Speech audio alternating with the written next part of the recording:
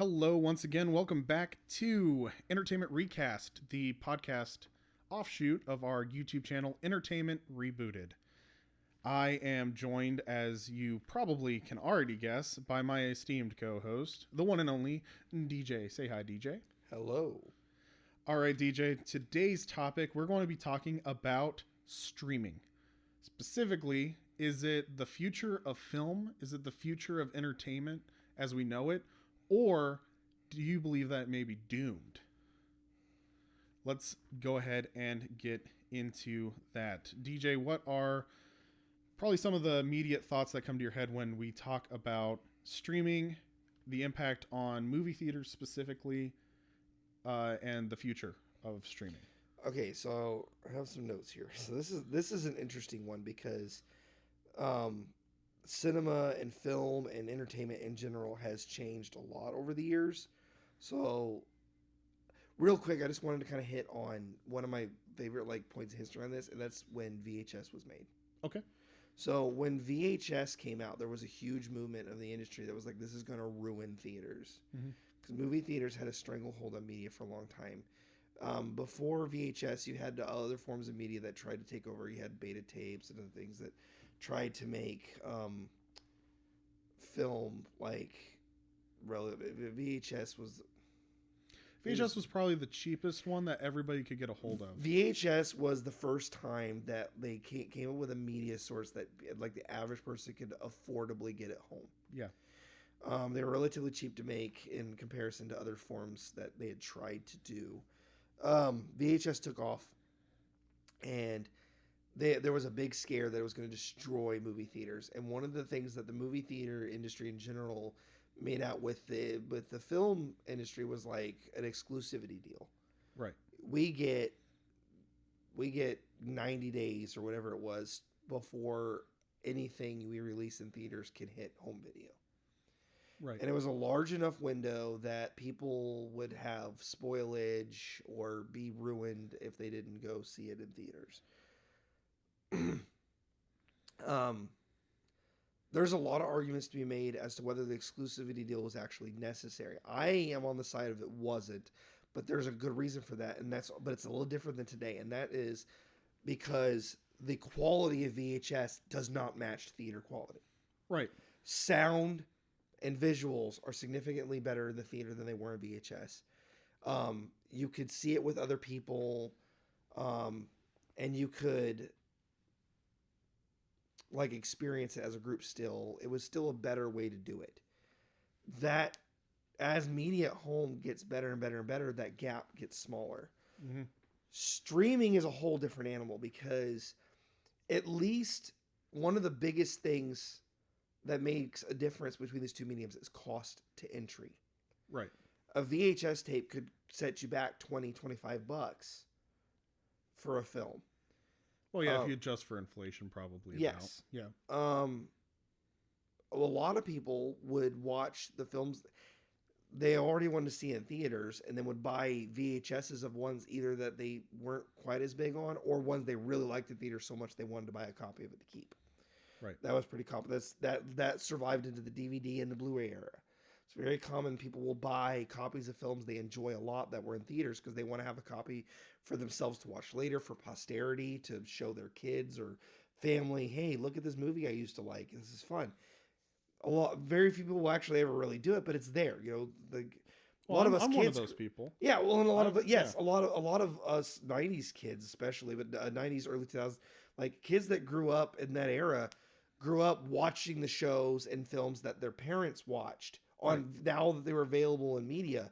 Hey, kids, we're going to watch Star Wars. This is a show I really enjoyed when I was a kid, Yeah, and it's on VHS, and we can watch it at home. Exactly. And so that was a huge thing, marketing things that had already come out. You now could play two competing markets. Mm-hmm. For the longest time, you had to go to a theater to watch it. So you either had to watch it when it was relevant or you had to watch it when it would rerun, which did happen in theaters. VHS and home media basically killed the rerun market in theaters. It did, but the thing is that the exclusivity deal that they used to have back in the day was yes, it was in theaters for 90 days. It was in theaters for 90 days. and that was the runtime. That's how long a movie theater could run it before you could start printing it. Yes. But at times it would still be 6 months to 18 months before they even came out with a physical release. Sometimes sometimes they wouldn't for years. Exactly. Sometimes they didn't think it there would, was a it would make drive, enough there was money. a need. It was there was a drive for it. When DVDs and Blu-rays and then got more common and popular and cheaper, it became 6 months to 3 months. Yes, and theaters stopped rerunning films as often. Right. When I was a kid, it was very common for a movie I would watch in a theater to re-release a couple years later. Mm-hmm. When theaters were looking for time to fill or movies to fill time with, they just rerun an old film they ran a few years before. Jurassic Park, I think, had like 4 runs in my lifetime. Like it would rerun several times. Yeah, they still do that. It's just way less common than it used to be. Well, it has to be every 5 years at the least. You basically have to wait for nostalgia to hit hard before it's even worth it, because people are like, or some sort of major anniversary milestone. Yes, exactly. Yeah. So that's a big thing that changed instantly with that medium. Streaming has done that again because it has cut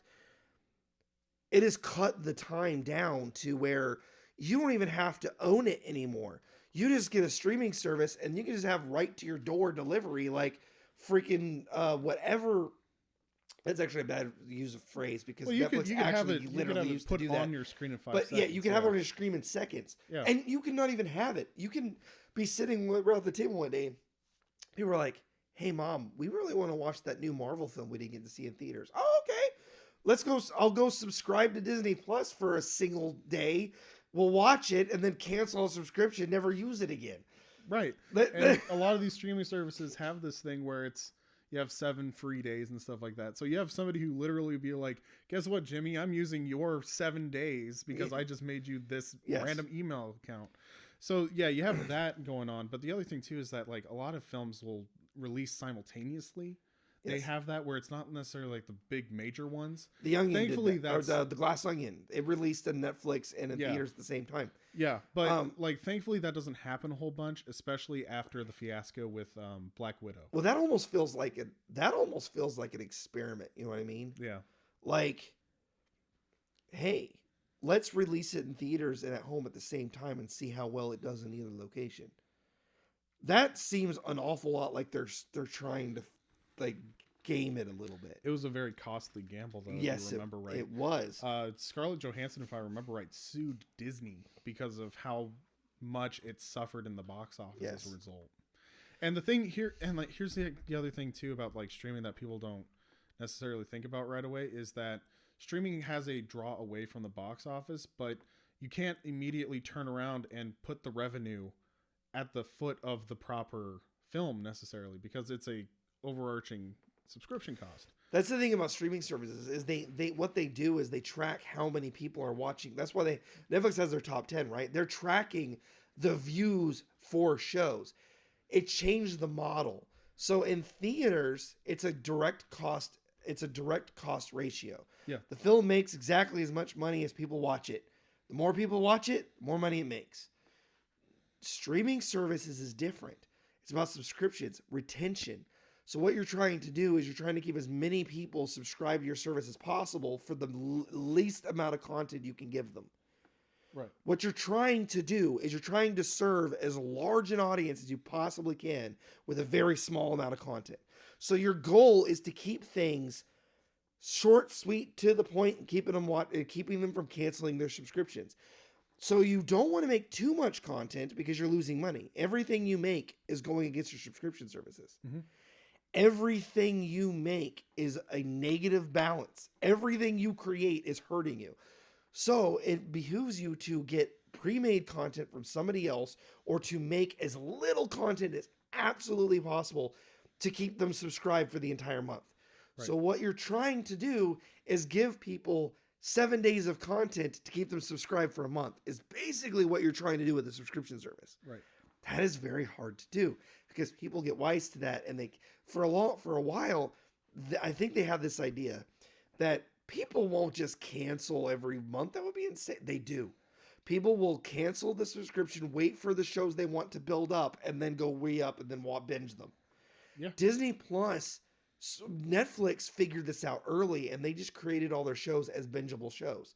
They just drop them all at once anyway. Here's the host show. We know you're going to do it. Just watch it. And they drop it every month. Yes. Yeah, so it's like major releases happen. So it's like Stranger Things will drop, and then it's like, oh, guess what? Next month we're getting back Friends. Yes. Or another show. They'll that's a big tease draw. you just enough to keep the subscription past the point of usefulness. So it works on me. Like, I'll watch stuff on you. Basically, I'm a soft Netflix user. My significant other, she actually uses Netflix more than I do. But so it gets used. But me personally, I'll watch a show on Netflix like 2 or 3 shows a year on there. The streaming service I get the most use out of is Crunchyroll. And I will burn through a series a week easy, usually way faster. Like if it's a 12 episode series, I'll knock out 4 or 5 series a week. Like, I'll burn through those suckers. Yeah. My number one's probably Amazon. Amazon Prime? Yeah, because they usually have a lot of free movies and things like that I'm interested in watching. They have pretty good deals and stuff. But also, I can rent what I don't want to see. Like, of all the streaming services, I have to say that Amazon probably has the best model. But Amazon kind of cheats because they don't rely on Amazon Prime Video to bring in their income.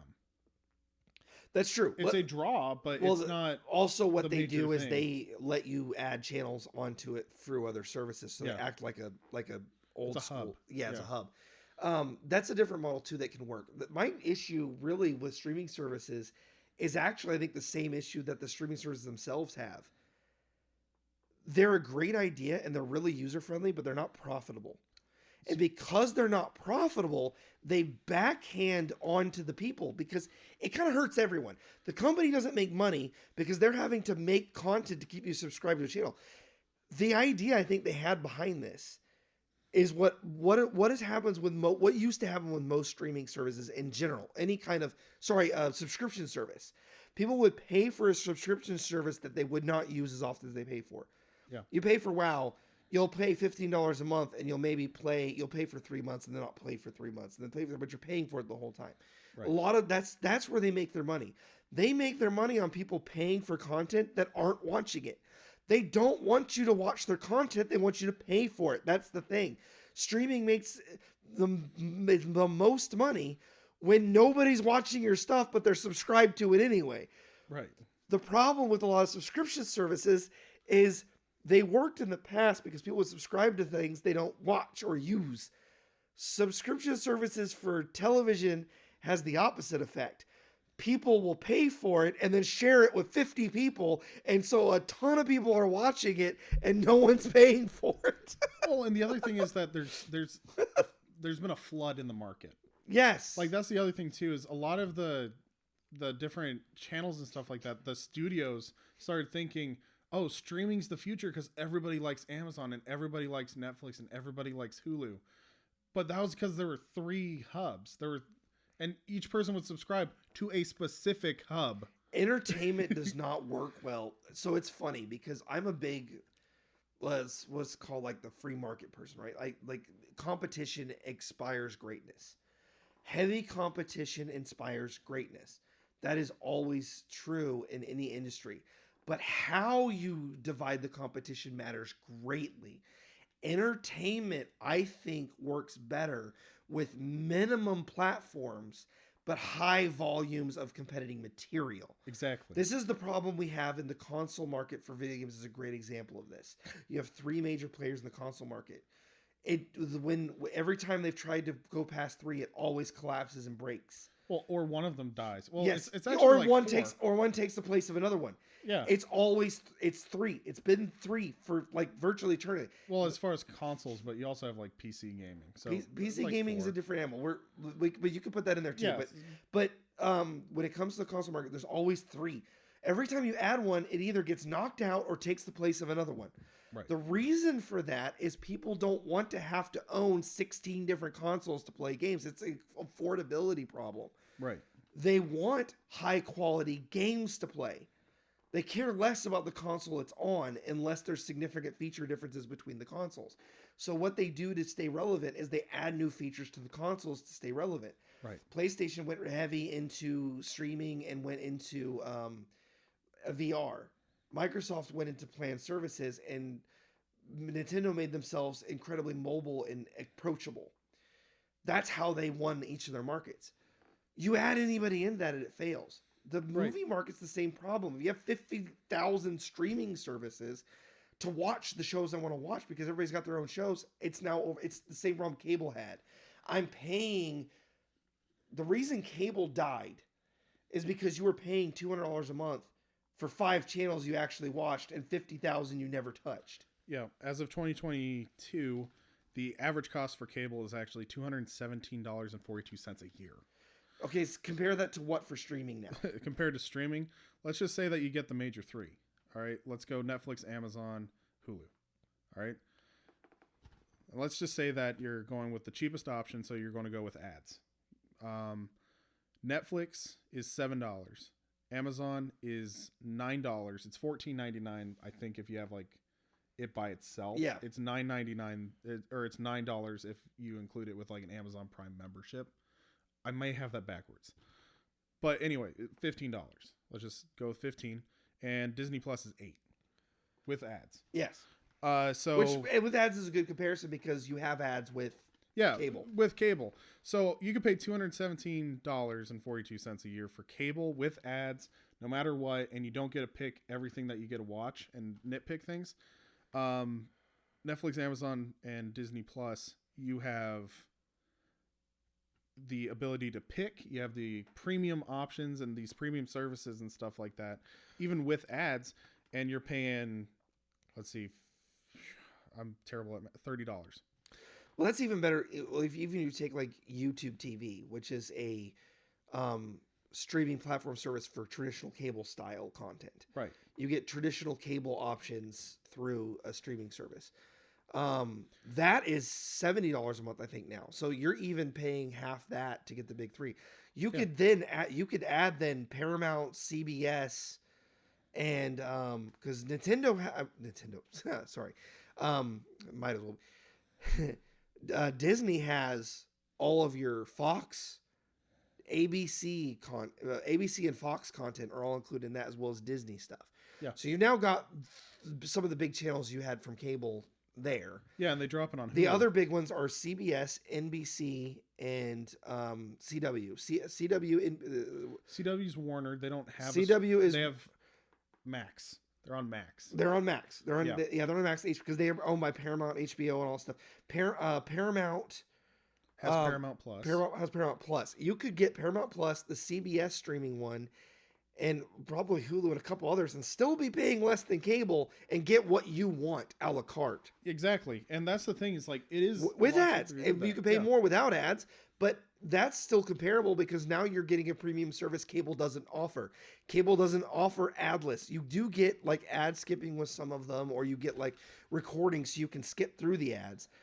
But the streaming services, they just aren't there at all. You put the ad free ones, so you could get. Well, even with the ad free ones, I mean, you're talking Netflix is $15 for no ads. It is going up. Yes. Like it will be going up, I think, but to $24. so will everything else. Cable well, yeah, everything's going up. Disney is $14 right now. They're talking about bringing it up to $25, I think, for no ads. Hulu's $18. That's everything will be going up, obviously, with inflation. But $18, $16 for Max, $12 for Peacock, $7 for Apple TV. Yeah. All of these things, like added up, do not equal $217. Well, actually, those are monthly costs. We're talking monthly versus year. Here's my opinion. Yeah. Actually, I don't have the figures for the year. I have a very controversial opinion, I think, on streaming that's going to probably piss off everybody. I think streaming should be as few platforms as absolutely possible for a low band cost, and everybody has to compete to have the best content to stay relevant on the platform. Absolutely, I agree. I think we need to go back to where we were before. That's why Netflix worked so well, because it was the only one. And when Netflix was the only streaming service was when it was at its best, because everybody had to compete to get their content on it. Everybody was trying to get their content onto the streaming service. Everybody was like, we got to get our stuff on Netflix. And so people started making films that would do well in streaming as well. And it changed the way films were done because they wanted to conquer streaming. They wanted people to watch their stuff on a streaming service because they get the more yours gets watched, the more that it's a money pool. Yeah. Streaming service is a money pool. It's like a gambling pit. It's literally what this is. Everybody's standing around a big pot and everybody's throwing in their bets, which is their films. And then everybody picks out the films and then basically they're throwing their films and everybody's throwing in the money on their films. Everybody's throwing money in the pot. I got 200 on this Disney film. I've got 400 on this Fox film. I've got 300 on this. And then once that all goes in, they see which one actually does the best and they divide the money. It's thousands of people putting the exact same money in the pot. And then the winners are the ones that get the most viewers and they get that share of the pie. It's a money pool and the takers away are the ones that get the most views. It's a very similar system to a Nielsen rating system. That's how television worked for a long time. They would go and rate what shows people wanted to watch, and that's what got to stay on the network because they wanted your eyes on their network because that's where the ad money needed to go. Yeah. Because that was the competition was between the networks. It's the same way with streaming. Streaming should be a platform, not a network. The problem is, like you said, streaming got so popular. Streaming has become less of a platform and more of a network. Each streaming is its own network. Now you have 500 networks to choose from. Again, we're back to cable, and it's like, what the heck are we doing here? It's essentially paying for a channel. Yes, it's paying for TV per channel. Right, and you're paying for content again that you don't want all over again. That's my point. Yeah, I say the only CBS show you ever watch is NCIS. You got to go buy their app to watch one show. Right. That's insane to me. Whereas the streaming should work more like the actual cable networks. So it should work like or services, cable services. It should work like Xfinity, Dish Network, and what I want is what people want is an a la carte service, and we got that with Netflix, and then they took it away. When Netflix was new, it was a la carte. You paid a set amount of time a month, and they mailed a movie to your door, and you got to watch it. And then they started the streaming aspect of it, and you got to pay a set amount of film, and you got access to like the whole library of movies that exist. It wasn't quite. It wasn't everything. Obviously, there was a lot that wasn't there, but you had. I think the most popular stuff was on there. Well, yeah, and then studios got scared because they're like, oh, people were afraid. The bigwigs were afraid of the internet because they were terrified of it. Like, people could just steal this off of Netflix. I mean, yeah, they can, but they can also steal it off your network too. DVRs exist. Anyway, my point is that didn't change anything. All it did was make it more accessible, and you had competition. Studios were fighting to get their content onto Netflix. Well, and the other thing and then they were like, we could just do this ourselves, and they did, and it hurt them because now they're only eating out of their own pockets. When they put it on Netflix took the hit if their stuff doesn't. They don't take the hit if we've already made it. They don't take the hit if their stuff isn't great. But if you make your own stuff and put it on your own platform and it doesn't do well, you eat that. Well, yeah, exactly. and that's the thing is that a lot of people don't realize it, but like Disney Plus is talking about increasing their price. I saw somewhere that they were thinking about in 2025 doubling the cost from like which they're going to have to do to remain profitable. They have to do one of two things. They either have to make less content or they have to raise their price. Well, less content means less subscription, so raising their price is their best bet. Well, and the thing is that people will pay it because they want to watch their stuff. They know their stuff is good enough. People will pay it. Yeah. Well, the thing is that what needs to happen with the streaming services is it really needs to be like 3 major competitors. You should have 3 third party, and this is something I'll emphasize, third party streaming services. I don't think that we should have streaming services that have their own studios. No, yes, that's part of the problem. Streaming services should be a service, not a studio. That's the problem. Netflix started making their own content, and that actually hurt them in the end. Yeah. Because now they're relegated to, because when they started making their own content, they started competing with the people on their platform, which makes the platform start pulling content. Well, if you're going to compete with us, if you're going to compete with us directly, why are we paying you to put our stuff on? It's exactly what happened to Amazon. Amazon used to be a bookseller. They only sold books. Then they started publishing their own books, and then they started selling their own stuff. And so what happened is they became a marketplace, right? Yeah. They started selling things. They started selling other people's things. And they started manufacturing their own things and then selling their own things, then pushing their own things as the product.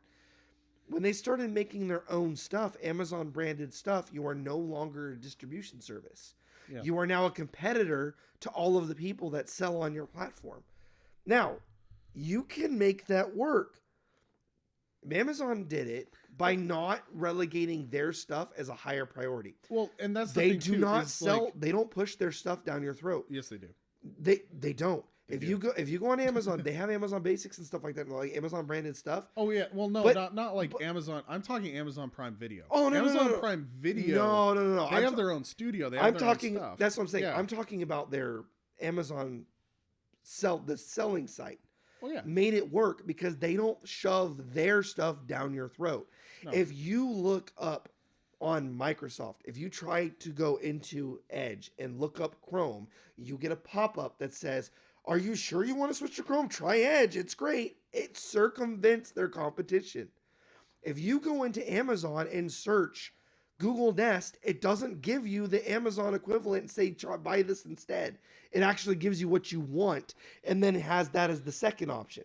They give you what you want first and then slip theirs in later. Okay, they're fair about it. Let's get back on let's get back on the streaming. That's what I'm saying. That's the problem. In Prime, they didn't do that. The exact thing they figured out in the marketplace, they screwed up in streaming. But at the same time, Amazon, I think, does the streaming services a lot better because all of the stuff that they have that's Prime is free, but they charge you for the premium stuff that are from all of the other services. Yes. So it's still a marketplace. Like, yes. That works. So like, they just drop the content. Here, they drop the content into the library. Yeah. So instead of having to switch between 15 different apps, you can get it all out of one app, and it's all just there. You subscribe to the content, not the, which is a smart way to do it. Amazon does push their Prime original content above. They shouldn't have made their own content. That's what Netflix is suffering from. That's not to say there wasn't good content. Netflix has some really good stuff, but other people could have made it. It didn't. People are like, "Well, it never would have existed." That's not true. Netflix bought the rights. That's just like anybody else. A lot of Netflix original content, Netflix didn't come up with the idea for. People pitched it to Netflix and they paid to have it made. Yeah. Stranger Things was pitched to them. It went to 2 other studios before Netflix picked it up. Same thing with Voltron. Voltron went to DreamWorks, did that one. That was a DreamWorks project, but it's Netflix. It's a Netflix original series, Netflix and DreamWorks, and it was DreamWorks. It was made for Netflix. The reason that one's good is it's not Netflix. DreamWorks made it. It was made by someone else. Netflix just greenlit it. That works. If Netflix is just greenlighting stuff, it's fine. But they made their own studio and started making their own content in-house. Yeah. That's what hurt them. Now you're going to eat your own money. Right. All right. Let's move on to like the impact overall. Mainly, let's go with like movies, like specifically movies, the impact that it's had on movies. Gosh, so much. There's been such a big impact, and well, you hit financially really hard. Well, financially, there's a huge impact. A lot of people hit the financials. Yeah, this is an interesting thing. The difference in money between the top 1 and 100 films in the last decade. Like, go over that real quick because that was interesting. All right, so 2015. So a lot of people argue that the movie theaters were dying to begin with. All right, right. That's what everybody's saying. Movie theaters are just dying. Truth to that, but the streaming just became the nail in the coffin. And Yeah. COVID. Yeah. COVID had a huge effect. And on COVID had a streaming. huge, yeah. So 2015, all right. In 2015, a dollar today is a dollar in 2015 is $1.30 today. So I'm going to adjust these for inflation. Okay. The number one film was Jurassic World. It made, in today's money, $847,951,000 and change. Compare that to 2023. The number one film made $635,702,000. That was Barbie. And the difference in today's money is $212,250,000. Which is ridiculous. Like if you think about it, $212 million, that you have to go all the way to number 8 on the list for 2023 before you make less money than that. So it's the equivalent of every film, like 8 and up, only made more money than you lost. If that makes sense. Only the top 8 films made a profit. Yeah, only the top 8 films made more money than the difference between 2015 and 2023. Only the top 8. So 92 other films in the top 100 did not crack that difference. In 2015, the number 100 film was a film I'm sure you've definitely heard of called The Gallows.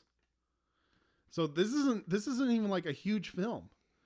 Today's money, it made $29,593,000. Number 100, The Gallows. 2023, number 100 was a film called Kandahar. It made $4 million. What was how far up the list? Do you know how far up the list you had to go to meet the 100th film from 2015? Okay, so number 100 in 2015, you have to go all the way up to, let's see, 22 million. That's the equivalent of number 53. Jeez. So in 2015, the top 100 films, the 100th film made more than almost half the list. Than almost half the list of 2023. Yes. And so this is like a huge difference. Like 2023, the box office has been awful in 2023. And some people are like, well, that's because, the movie theater was dying. Not true. 2019. No. What the ultimate killer of theaters is the loss of exclusivity. That's what killed them. So yeah, 2019 though. Like 2019, $1.20 today. Okay? Number one film in the world made $3,359,326,000. Almost $3.4 billion in today's money was the number one film in 2019. The number 100 was Happy Death Day, and it made, in today's money, $77 million. Another fun fact, though, that's up 3/4 of the list from 2023. Jeez. That's almost as much as Oppenheimer made domestically, and these are domestic figures. I'm just talking about the domestic box office. That is right. Oppenheimer, that was what, number 4? Yeah, that's like number 4. It's like number 4 or 5 on the list. Okay, so the 100th film in what year was that? 2019. The 100th film in 2019 made the same amount of money. Yeah. It would have broken the top 10 in 2023. Yeah. Here's another thing. 2019. That is one of the most hurtful figures I've ever heard. That is insane. Yeah. In 2019, all but number 10 of the top 10 made over $1 billion in 2019 money. Okay.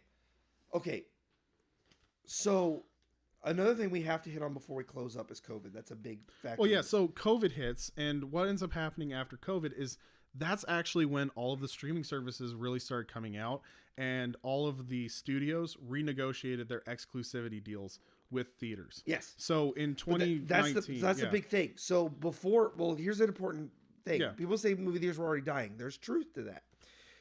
But the figures here don't lie. No, but here's what killed them. What the nail in the coffin was. The reasoning here is this: people make a cost benefits analysis every time they go to the theater, right? Yeah. especially bigger families. A single person, it's not going to make that much of a difference watching in theaters at home. Streaming, watching it at theaters, your cost difference isn't going to be as big. But the more people you add to the equation, the more streaming makes sense. You got a family of 4, 5, 6. Streaming is immensely cheaper because everyone already has a big screen TV. You don't even need a freaking projector. And everything. In a decent sized living room, you could put a 4K you TV. You can get a 4K 80-inch TV for less than $1,000 easy. A lot of times less than $500. Yeah. You could throw in your room. You can get a decent sound system, a surround sound, not a full surround, but like a surround sound mimicking system that sounds really great for $250. Like well, not even like the soundbar I think I have down here that I use for my projector is I think I paid $90 for. Yeah, exactly. And then you do that, and then you get a few streaming services, and you're paying you could watch all the content to your heart's content for cheaper than theaters. Yeah. It just makes it cost effective different. What made the theaters really good was that experience. They had the popcorn, all this other stuff. You have camaraderie group. It's an experience to it. And you just have that big freaking huge screen that even though you're further back and it logistically is actually smaller than like your cell phone looking at it from right in front of your face, still feels amazing to watch. The sound is great. All this stuff is great. What COVID did was, well, now you're not allowed to go out. So the camaraderie part's out. Theaters are a problem to go to in the first place. Streaming services, in order to make up for that fact, said, well, we'll just release things at theaters and in streaming at the same time. Well, now you killed the exclusivity. People, because of that, had a reason to invest more into their home setups. So people got better and better home setups. Full projectors, big screens, they invested in it. So now all these things that made theaters feel unique have basically been shot in the foot. And now you're like, I got a home theater I can watch anytime I want. Yeah. And they tried to get it back, but your numbers prove the point that even they got the exclusivivity back, it doesn't matter. Well, people are in the wait, and people aren't afraid of spoilers anymore. Well, that's who. But here's the thing with the exclusivity. Like I said, it changed in 2020 with yes, with it COVID. did. It went from 75 to 90 days exclusive in the theaters to an average of 45 days. Correct. The biggest jerk when it comes to exclusivity was Universal. Universal only has a 17-day exclusivity in theaters if the film makes makes less than $50 million. Or something like that. It's a ridiculous amount. If they make more than $50 million, the theaters get the privilege of having a Universal film for 30 days, and then it goes on to streaming. You have 1 month of exclusivity when it used to be Which actually makes sense because Universal is the only one of the big studios that doesn't have their own streaming service. Yes, they do. I thought they did. Peacock. Peacock is NBC? NBC is owned by Universal. NBC Universal owns Peacock. Does Peacock put Universal content on it? Yes. Oh. And how are they making any money? That's the fun part, DJ. They're not. Well, then why are they doing it? Because everybody's doing it, DJ. We all flow. Oh, you know what? No, that actually makes sense. Because, okay, so the last thing we were talking about was the future streaming. Yeah. I think what they're trying to do is they all know the same thing that you and I know. That people hate the fact that there's 200 streaming services. They want the console wars. Yeah. They want 3 consoles to choose from and nothing else. And they're all competing to be the 3 that survive. Yeah, and they're all throwing money into it. Universal is like, yeah, we're losing money now, but we'll be the only streaming service left in the end. Speaking of them losing money, though, Peacock, so Universal has the worst deal with exclusivity other than Disney. Disney actually did not make any contract. They don't have any set contract. In fact, they can release their films whenever they want, really. Which makes sense because they've had films go to streaming within 2 weeks. Yeah, exactly. They do that, or it's simultaneous, or it doesn't go into theaters at all. The only exception was Little Mermaid. Fun fact about Little Mermaid, they gave an exclusivity deal to the theaters for 4 months before it went on to streaming. It did really well in theaters, too. It did not do very well in theaters. It was in theaters long enough to make its money back. That we'll get to that no. briefly, no. That's the thing. Okay, I should research it. It did very well considering what it was.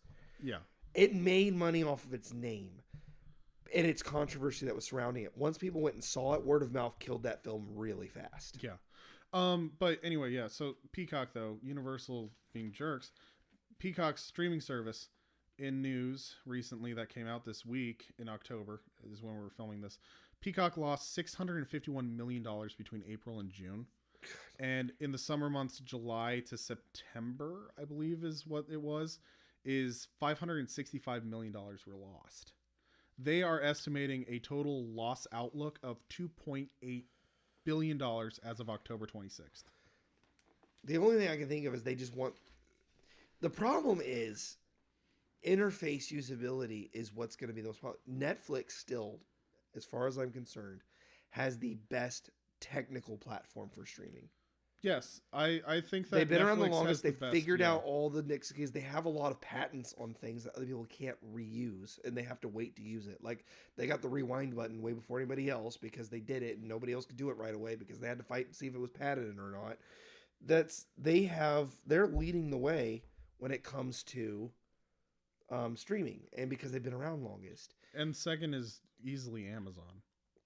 Amazon has a good streaming Amazon doesn't have as easily of a user interface, but they have a better platform ideal where they can integrate other things into them. Netflix has the cleanest app. Their app is the cleanest out of all of them. It's smooth, clean. Disney actually, I would say, is the second best. They mimicked Netflix hard when they built theirs. Well, they also had Hulu to build it off. Yes. Hulu, I haven't used in a while, so I don't know how good they've got. They used to be really bad. It got better fairly quickly over time, but then I haven't used it in some time. Prime was a cluster for a long time. They've smoothed it out a lot. It's a little smoother but I will say this, on the mobile platforms, this stuff works way better than it does on like TVs and stuff. Yeah. And streaming services, if they want to survive and keep moving forward, it's not just going to be about their content and the fighting over the libraries and content.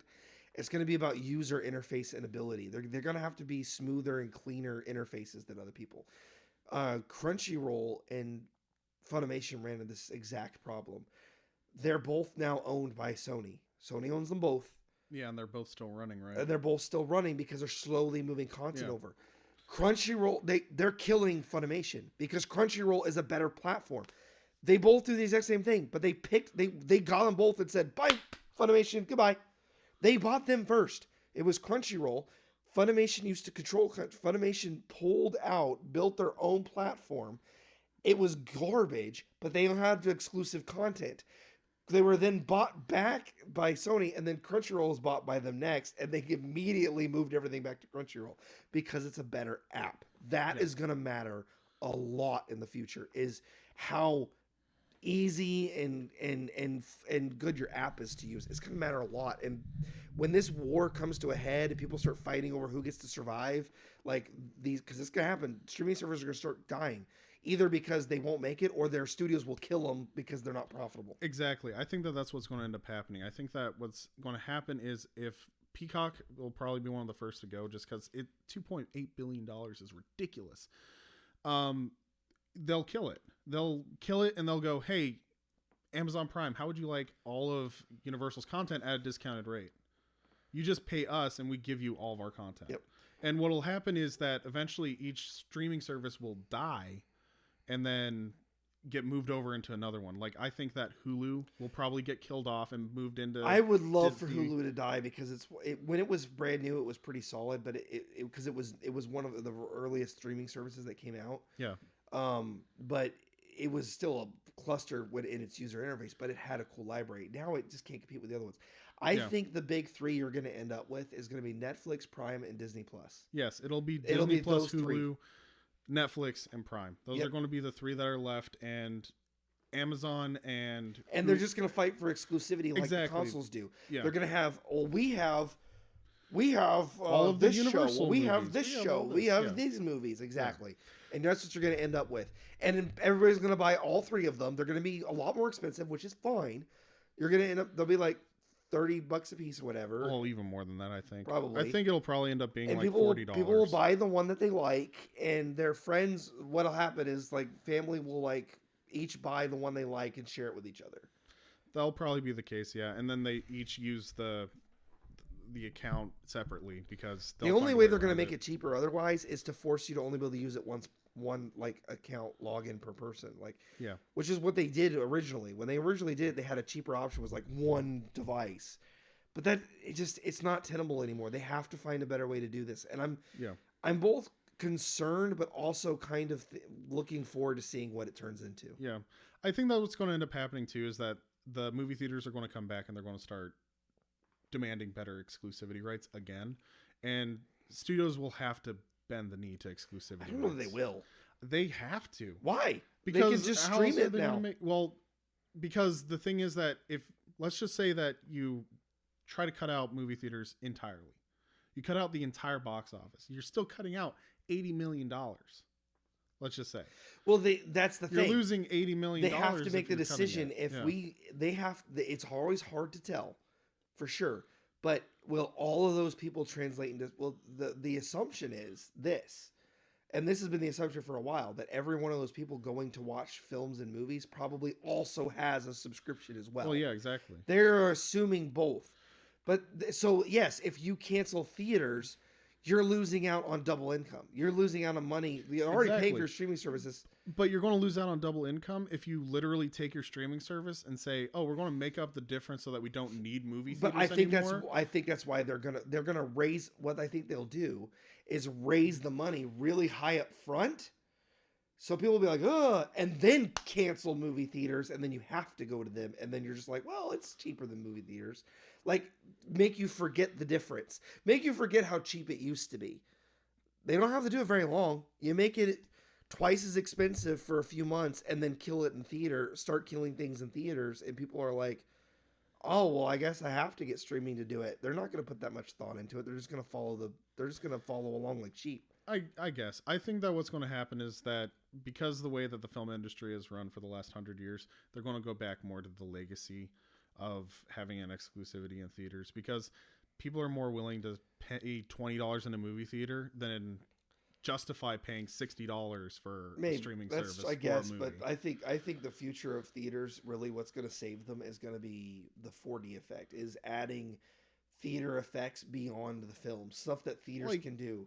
Maybe. I think that we're going to have more luxurious options. I think that the standard is going to start becoming the recliner seats, the premium sound, and the screens. Better and the food. The food will get better. It'll be food things and stuff like that. I think they're all going to move over to that model. But hear me out also. Streaming service, you'll never be able to justify a $200 million film budget. You're not going to be able to justify making $200 million for one film. Because you do a streaming service for $60, you make 3 films a year, and you're getting the equivalent of putting 3 films in movie theaters. But that's exactly the problem that we get to before, is that studios don't care. They just want to make money. So if it means giving up on good big projects, they'll do it in a heartbeat if they can make the money they want. So then what you'll end up happening is you'll have newer studios pop up that will work with the theaters. You might end up with the dichotomy, where the old studios are only doing streaming, and brand new studios pop up that do exclusive movie deals with theaters that are doing new original content that's interesting and fun, because they're the only ones doing big budget films anymore. Yeah, so the movie theaters will survive. They will survive. And I think it's a matter of how. It's a question of if movie studios are going to be willing to become second-rate. Well, and the other thing is, I still think you're still going to have dates in movie theaters. Like, teenagers are still going to go to the movie theaters to date. Well, it's the safest place for a date. Yes, and because you're not going to it's weird to take someone home to watch Netflix on a first date. Yeah. It's a neutral area. It's a neutral area to meet, and so it's always going to serve a purpose. Well, also they'll never die away completely. You'll just probably end up with less. You're going to end up with a lot less of them. They're not going to be everywhere like they used to. They're going to be bigger, and they're going to have more entertainment choices with them. Yeah, they're going to have bowling. They're going to be places. They're going to be entertainment plexes. Yeah, they're going to be entertainment plexes. I think I agree with you on that. But the other thing too is this: I think that we're going to see a resurgence in the movie theaters as they are right now. If they get the reclining seats and stuff like that and the food options, there'll be a resurgence, because due to inflation, the middle class in America, the majority of the United States, has been pushed out of live entertainment. It is now almost too expensive to justify going and seeing a concert for $250 when I can go to a movie theater for $20. Yes. Well, yes, live entertainment I think is going to do it a lot. Pre-recorded concerts, or even I think live events could really do well in theaters, where they do a live concert and then several movie theaters simultaneously are streaming the concert in the theaters. Yeah, but it has to be like a very exclusive kind of event. I don't think that sporting events necessarily are going to do well. Well, I think the Super Bowl would. Super Bowl maybe.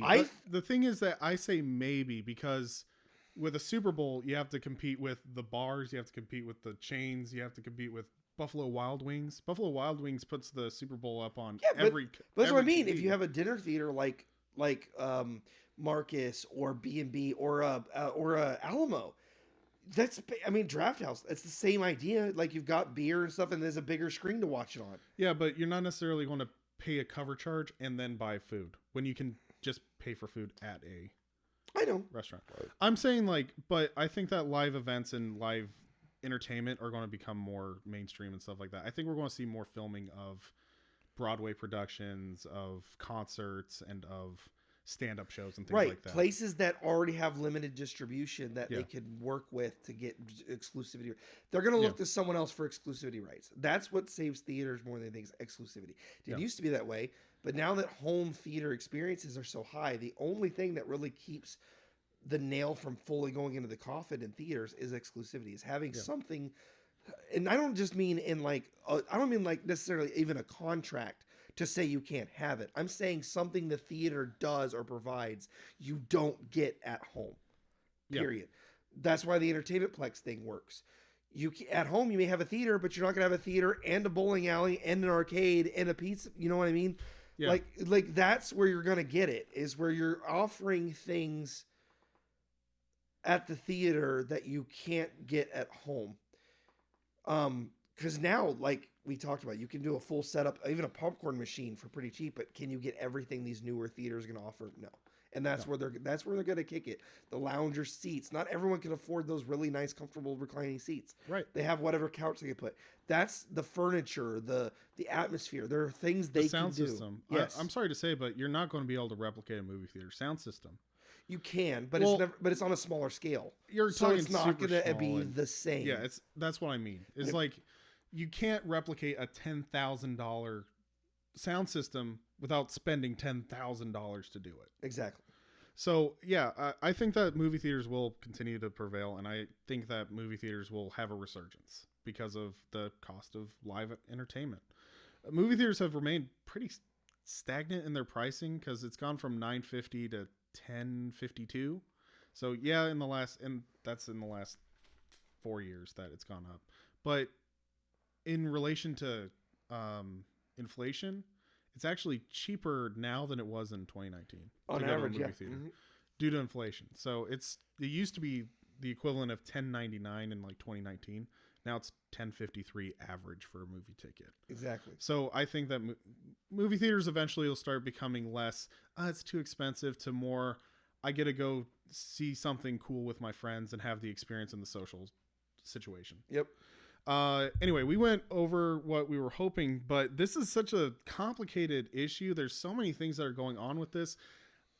Honestly, I really hope this thing gets figured out really quickly because, man, the movie theater industry and movies in general are suffering. It's a clash of titans. You have the streaming industry, the movie industry, the movie theater industry all colliding, and some of them have players that cross all of them. Like you have people that are moving into other fields, and they're all competing for space, and this reminds me a lot of the console wars in the 80s when Nintendo came out on top. You had so many options. It was so bad. It was insane.